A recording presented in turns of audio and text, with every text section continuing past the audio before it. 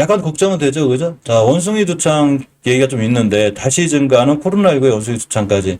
코로나도 좀 증가하고, 역시나 원숭이 두창이 좀 증가하는 데다가, 유럽서 2주간 3배가 증가해야 돼. 계속 증가하는 추세이기 때문에, 긴급 협력적 조치가 필요하다는 좀 얘기가 있습니다.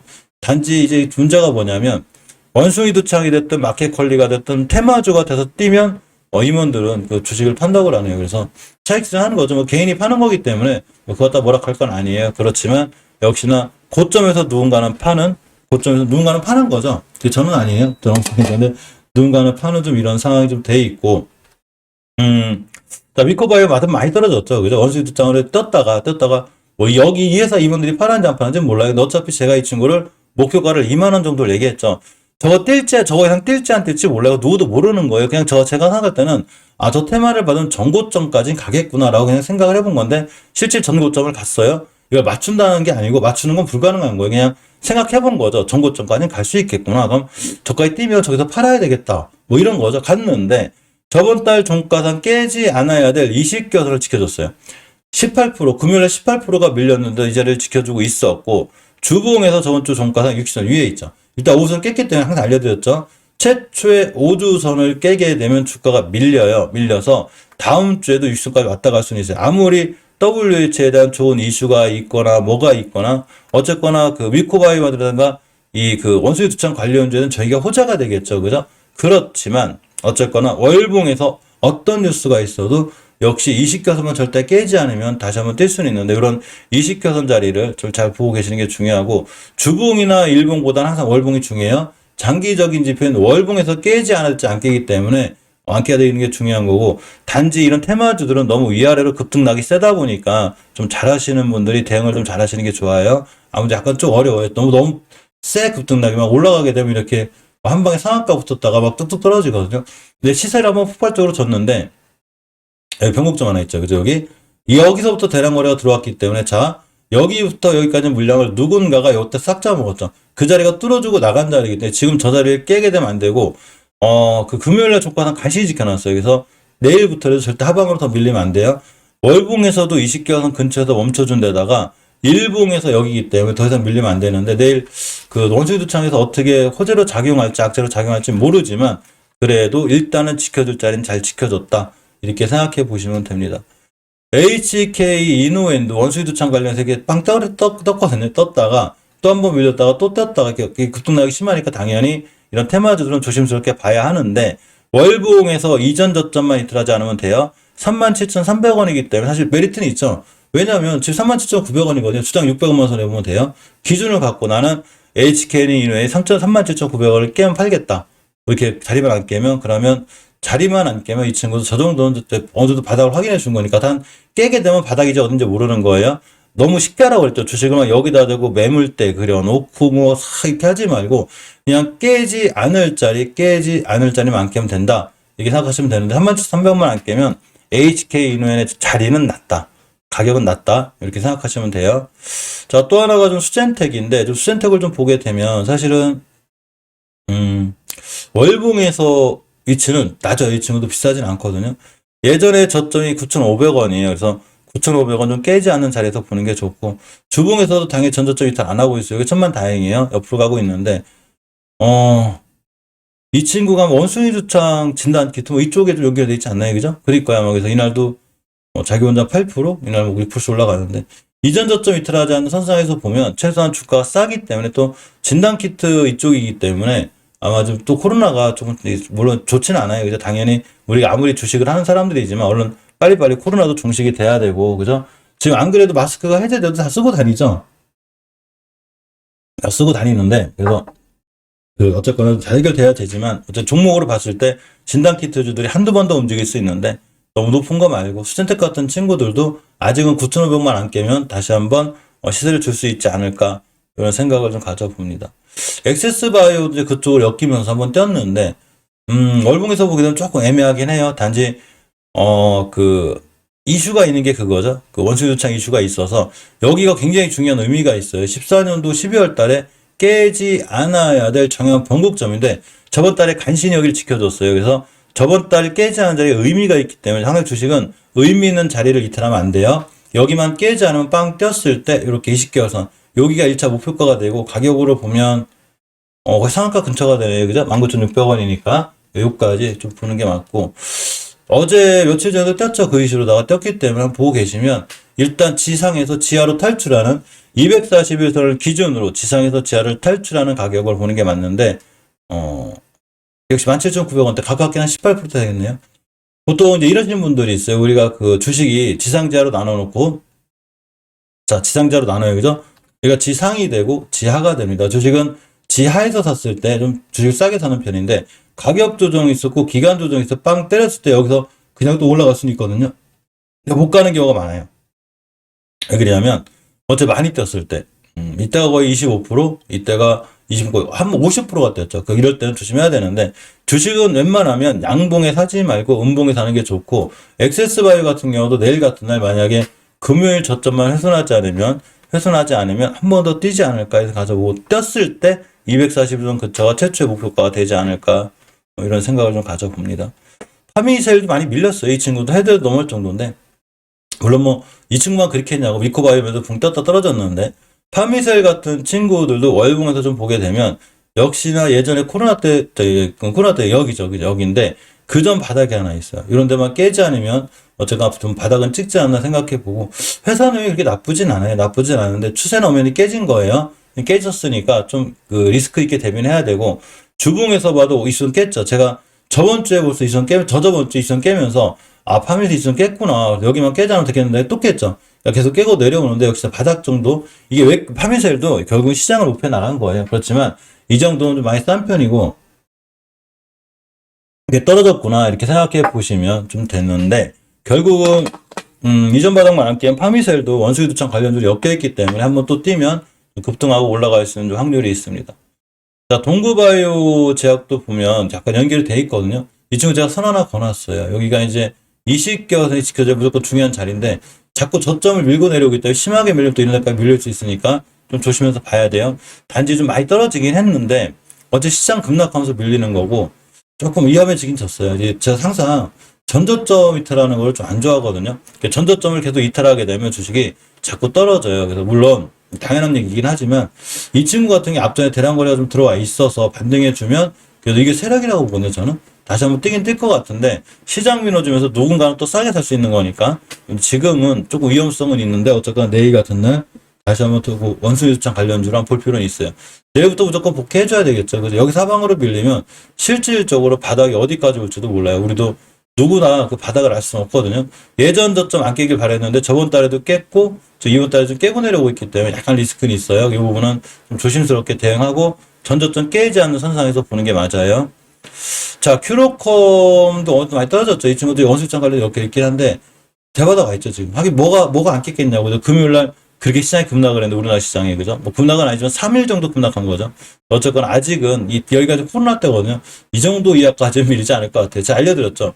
어떤 종목이든 간에 실질적으로 우리나라 종목들을 보면 어떤 종목은 코로나 때만큼 이게 떨어진 애들이 있거든요. 코로나 때만큼 이 정도면 해도 너무한 거예요. 그래서 이런 데 있는 종목들만큼은 돌아나갈 확률이 좀 더 있습니다.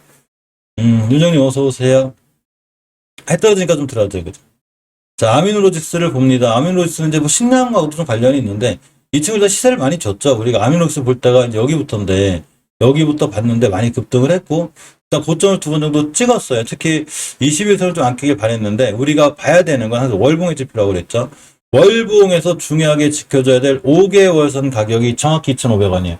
따라서 2,500원만 안 깨면 이 자리들은 굉장히 좋은 자리들이 되고 주봉에서 봤을 때 60선 위에 있거든요. 그러니까 60선 같은 자리 깨지 않으면 역시나 추세가 잘 유지되고 돌아 나갈 수 있다. 저번 주 종가는 결국 수급주선인 60주선을 지켜놨다고 생각하시면 돼요. 이걸 잘 보고 계시고 일봉에서 봤을 때는 뭐 일봉은 그냥 이런 거예요. 월봉은 현재 주가의 위치는 월봉이 말해줘요. 내가 사고자 하는 주식이 비싼지 싼지. 주봉은 내가 사고자 하는 주식이 추세의 전환과 턴이 돼 있는지 이런 걸 말해주는 거고 이걸 기준으로 매수 매도 타이밍을 잡는 게 바로 일봉에서 하는 일이에요. 근데 자세히 보게 되면 일봉에서는 자리가 저점이 왔는데 월봉에서 지켜줄 자리를 지켜주고 있죠. 20개월선이 2,578원이고 5개월선이 2,500원대이기 때문에 2,500원대만 이탈하자면 이 친구는 다시 한번 뛸 수 있다는 얘기예요. 그래서 그 가격대를 기준으로 일봉에서 금연 돼요. 어디냐? 240선 근처야. 그러니까 이런 데가 오면 한 번쯤 생각해 봐도 되는 이런 친구고, 오히려 내일 같은 날 좀 뛸 수도 있어요. 내일 같은 날, 역시 뛸 수는 있는데, 섣불리 들어가지 말고 아침에, 그러니까 그 시장 상황을 잘 보고, 위증시가 나쁘지 않게, 끝났기 때문에 괜찮긴 할 것 같은데, 그래도 시장 오전에 좀 시장을 보고 진입하는 게 좋습니다. 블루베리 NFT, 한국콜마도 맞는데, 한국콜마도 원수유창 관련주인데, 일단 원수유창 쪽보다는 화장품 쪽이 더 강해서, 제가 또 화장품 쪽을 빼놨어요. 블루베리 NFT가 조금 애매해졌는데, 사실은 원숭이두창 관련주기도 하거든요. 그걸로 받아본 얘기긴 한데, 지금 약간 발표가, 어떤 성관계라든가 이런 쪽, 성 쪽으로보다는 다른 쪽에 영향이 있다고 그래가지고, 근데 뭐 4명 중에 1명은 또 히브 감염자? 뭐 이런 쪽이더라고요. 그래서 아마 이게 좋은 영향을 줄지 안 줄지 모르겠죠. 헷갈리거든요. 그러니까 우리 헷갈리면 당연히 차트만 보고 있으면 되는 거죠. 그죠? 당연히 뚫어줘야 될 자리 못 뚫었죠. 저번 달 20개서 돌파 못해줬어요. 결론적으로 뚫어줘야 될 20개서 돌파 못해준 데다가 아직은 추세가 하향으로 밀려 있어요. 밀려 있고 주봉에서도 한 방 있겠죠. 단지 제가 하나 그 팁을 드리면, 물론 이런 자리들이 꼭 맞는 건 아니겠지 제 생각인데, 우리가 이동평균선, 즉 단순 이동평균을 쓴다고 그랬죠. 저는 만약에 5개월선이라는 거는 편하게 그냥 하나, 둘, 셋, 넷, 5개. 5개월 동안 평균 가격을 똑같이 n분의 1로 나눠가지고 선으로 그려놓은 거예요. 이게 단순 이동 평균선이거든요. 전 이걸 쓰는데, 이 단순 이동 평균선이 게 우하향을 하다 쭉 떨어져서 이렇게 돌아나가죠. 요걸 우리는 추세 턴이라고 불러요. 근데 선보다는 캔들이 빨리 반응하죠. 캔들은 그냥 딱딱딱 나오니까 하루하루 나오기도 하고 캔들이 빨리 떨어지게 되는데, 요렇게 꺾인 이 부분을 깨면 안 되는데 안 깼죠. 여기를. 블루베리 NFT는 앞으로도 저런 저점을 깨면 안 돼요. 6월 17일에 속한 저점인데 2,200원만 안 깨면 오히려 매수해볼만 하고, 깨지 않는 게 무척 중요해요. 일봉에서 내일 좀 봐야 되는데, 내일 어쨌거나 일봉은 매수면서 타이밍을 잡는 거기 때문에 월봉에서 위치는 최대한 최소 낮아요. 그러니까 주식이 비싼 건 아니에요. 뭐 분할로 가실 분은 괜찮고 이런 거죠. 비싸다, 그죠? 비싸다. 최소한 주식은 싼 거죠. 싸기 때문에 손실보다는 수익을 줄 확률이 있긴 하고, 또 안 그래도 금요일날 생각보다 많이 밀렸기 때문에 또 반등이라도 할 수 있는 거니까, 블루베리 NFT도 원수유도창 관련주기 때문에 좀 살펴보는 것도 괜찮지 않을까 싶고, 차백신 연구소가 굉장히 심하게 반응하죠. 신저점 새로 찍었는데 6,010원 더 이상 깨면 안 돼. 이제 신저점을 새로 썼기 때문에 지금 이제 우회 여기 이 자리는, 예전에는 아까 알려줬듯이 5개월 선이 꺾인 이 부분이 예전에는 지지선이었거든요. 지금도 저항선이 돼버린 거예요. 따라서 이런 자리들을 돌파해주는 걸 반드시 확인해야 돼요. 돌파하고 들어와야지만이 순간 뛸 때 딱 뛰면 어디까지 뛰냐? 60일선이나 20일선까지 확 떴다 올 수 있어요. 그러니까 왜 순간 밑에서 꼬리 잡고 쫙 떨어지는 거 있잖아요. 그죠? 그렇게 될 수는 있어요. 목표가를 짧게 잡으면 60일선이면은 7,700원, 26% 정도 되겠네요. 그죠? 요래가 순간 떴다 올 수 있으면, 제 생각에는 순간 뛸 때 얼른 팔고 나오는 게 낫지 않나? 이런 생각을 좀 해봅니다. 자, 녹십자 MS도 연결이 잘 돼 있죠. 완전히 급락을 해버렸죠. 저기처럼. 예, 테마주들이 원래 그래요. 그 테마주들이 굉장히 위험하고, 깨지 않아야 될 20개월 선수보다 그냥 밀고 내려왔고, 그죠? 이번 달 다시 시작인데, 역시나 이 정도면 녹십자 MS도 해도 넘어갈 정도로 많이 떨어진 거예요. 바닥은 잡힌 거니까. 저런 자리들 근처에서는 우리가 매수해볼만한 자리가 돼요. 물론 아까 알려드린 원숭이 두창으로 인해서 무조건 뛴다 올라간다 이런 걸 우리는 알 수 없어요. 그걸 미리 맞추는 사람이 더 신기한 거라고 그랬죠. 그냥 원숭이 두창 이슈가 떴기 때문에 원숭이 두창 관련주들이 내일 하루쯤은 잘 반응해 줄 수 있기 때문에 지금 시간을 갖고 보는 건데, 역시나 많이 밀려 있어요. 지금 우리나라 시장이 원체 급락을 했으니까 많이 밀려 있는데, 그만큼 주가도 많이 싸진 거예요. 그죠? 그래서 이런 자리들을 잘 보고 계시는 게 좋고. 자, 캐스피온을 봅니다. 캐스피온도 원수주창 관련주긴 한데, 일단은 좀 밀렸어요. 이전 바닥 깨지 않는 게 중요하고, 단순 테마주기 때문에 역시 테마주로서는 그냥 접근성만 가지고 중장기로 끌고 간다거나 큰 돈을 투자한다거나 이렇게 하지 말고, 단순 테마주는 모든 종목이 다 테마주예요. 제가 봐요. 반도체가 뛰면 반도체 테마주잖아요. 그죠? 당연한 건 자동차가 뛰면 자동차 테마, 다 테마주인데, 특히 이걸 원숭이두창 테마주들은 급등락 급변동이 심하기 때문에 중장기적으로 큰 돈을 넣어서 이 회사랑 길게, 차라리 그렇게 하려면 HLB가 나은 것 같아요. 저는. 그렇게 하지 말고 지금 순간 급등하고 뛰면 딱딱 차익 실현하고 나오는 게 굉장히 좋아요. 제 생각엔 그래요. 자, GRT도 원숭이두창 관련주로 연결이 잘 돼 있습니다. 원체 낮죠. 위치가 원체 낮아요. 자, 주봉에서 추세 전환을 시도해주고 있는데 이쁘게 잘해줬어요. 깜짝 놀랐어요. 자, 오순이 깔끔하게 올라가 있죠. 그러면서 일봉에서 떴기 때문에, 물론 항상 재무에 대한 그 문제는 있어요. 재무 부분은 제가 항상 알려드렸는데, 현금 유보율이라든가, 부채 비율이라든가, 영업이익이라든가, 이런 거를, 그리고 지금 매출이 얼마고, 매출 대비 시총이 얼마인가, 이런 거를 꼭 비교를 해서 잘 보시면 되는데, 제가 하나 팁을 드리면, 이런 거죠. 제가 삼성모터스라는 종목을 좀 보고 있는데, 많이 떨어졌어요, 사실. 자동차 관련주에, 수소차 관련주이기도 하고, 자동차 관련주이기도 하고, 실적으로 현대기아하고 연결이 잘 돼 있는 친구인데, 엄청나게 급락을 했습니다. 가격 조정 기간종을 참 심하게 했어요.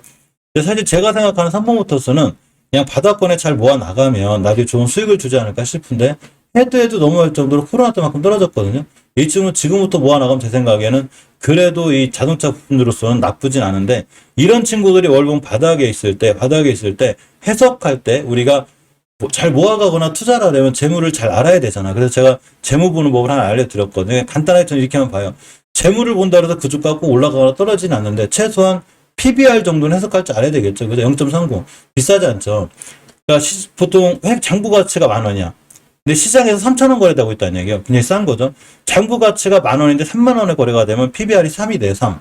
0.3이라는 얘기는 해도 넘어간 거고 굉장히 저평가되어 있다. 워렌 버핏 같은 분들이 제일 좋아하는 투자 방법 중에 하나가 저평가죠, PBR. 자, 그래서 이렇게 보고. 또 하나가 좀 보시게 되면 시총 대비 매출이 얼마인가. 자, 시총이 700억까지 떨어졌어요. 시총이 700억까지 떨어졌다는 얘기는 이 회사 주가가 완전히 바닥을 치고 있다는 얘기죠, 지금. 근데 이 회사가 그렇게 엉터리 회사가 아니에요. 700억짜리 회사 매출이 1조예요. 회사, 물론 영업이익은 좀 작죠. 뭐 매출 대비 영업이익이 좀 작긴 해요. 뭐 166억 막 1이니까.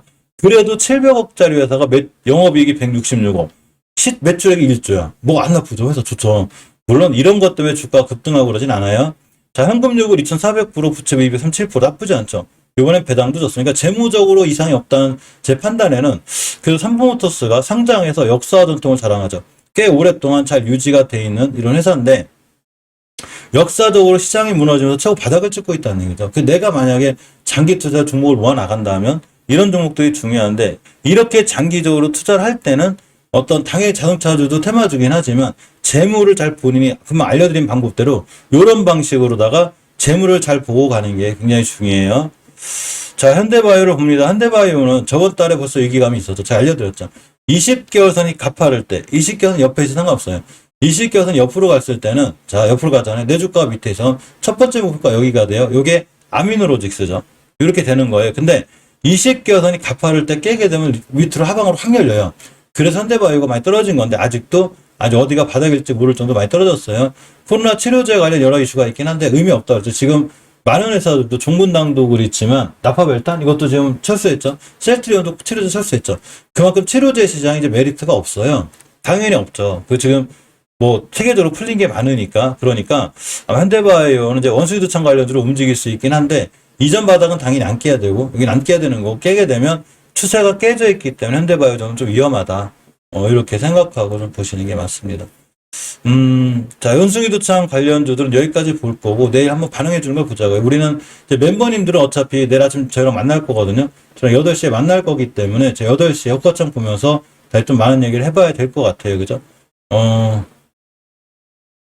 항상 신규로 가입하신 멤버님들은 그냥 좀 안 올려가지고 맛있어 보이지 않아요, 이거 제가? 볼게요. 이렇게, 멤버님들은 이렇게 시작하기 전에 8시 저하고 만나서 새로운 이슈가 뜬다거나, 좀 이렇게 뉴스가 뜨면 같이 한번 살펴볼 수 있는 걸로 하고, 사이퍼비님 고맙습니다. 이렇게 한번 보기로 하고, 그죠? 이렇게, 이번 시간 끝나고 아직 안 끝났어요. 끝나고 이 노란 썸네일 떼올려 드릴 테니까, 노란 썸네일 끝나면, 오늘 잠깐 나갔다 와야 되나 9시쯤 시작하지 않을까 싶어요. 그러니까 오후에도 2시에도 꼭 하기 때문에, 그러니까 장중에도 장중실방도 꼭 하기 때문에, 멤버님들은 되도록이면 장중실방도 저 돈 많이 돼요. 돈 많이 되니까 꼭 보시길 바라고. 신규로 가입하신 멤버들이 몇 분 계세요. 신규로 가입하신 멤버님들은 이거 좀 우로 올려놔야 되겠다. 그죠? 제가 항상 우로 올려놓는데, 원체 저도 이런저런 얘기를 많이 해놔서 항상 장 중간에 이렇게 중간중간에 멤버님들하고 종목에 대한 얘기를 하고, 절대 종목을 추천한다거나 이런 건 아니에요. 지금 시장이 어디로 올라가고 또 어떻게 반응해주고 있는지를 얘기하는 거기 때문에 제가 항상 멤버한테 알려드리거든요. 우리 멤버들도 제가 항상 모든 투자에 대한 판단 책임은 본인에게 있다고 제가 알려드려요. 실적으로 예전에는 좀 좋았던 것 같은데, 지금은 원체, 시장이 원체 안 좋으니까 우리도 좀 대근해요. 이제 바닥에 샀는데, 그래도 바닥에 샀기 때문에 그냥 30%권 이렇게 손실권이지 실제로 월봉 고점에 사신 분들은 절대 30%가 아니에요. 거의 뭐 3분의 1 토막, 4분의 1 토막, 5분의 1 토막 막 심하신 분들은 뭐 10분의 1 토막 이렇게나 있어요. 월봉 고점에만 안 사면 이런 하락장 굉장히 위험할 때는 우리도 손실을 피해갈 수는 없는데 복귀하려면 딱 한두 달만 참으면 다 복귀해요. 대신에 월봉 고점에 물렸다. 이건 뭐 한두 달이 아니에요. 월봉 고점은 차가 못 기다리면 3, 4년, 심하면 10년, 15년까지 걸리기 때문에 그럴 때는 좀 굉장히 좀 조심스럽게 사야 돼요. 월봉 고점에 산다는 얘기는 수익은 빠른데 거래량이 엄청나게 붙어 있겠죠. 그러니까 수익은 빠른데 대신에 잘못하면 사상 최고가에 사게 되고 시장이 엄청 길게 있어야 되기 때문에 그 부분 리스크 있게 봐야 돼요. 자, 이거 새로 신규 가입하신 멤버님들 필독 영상이니까 반드시 꼭 살펴보시기 바랍니다.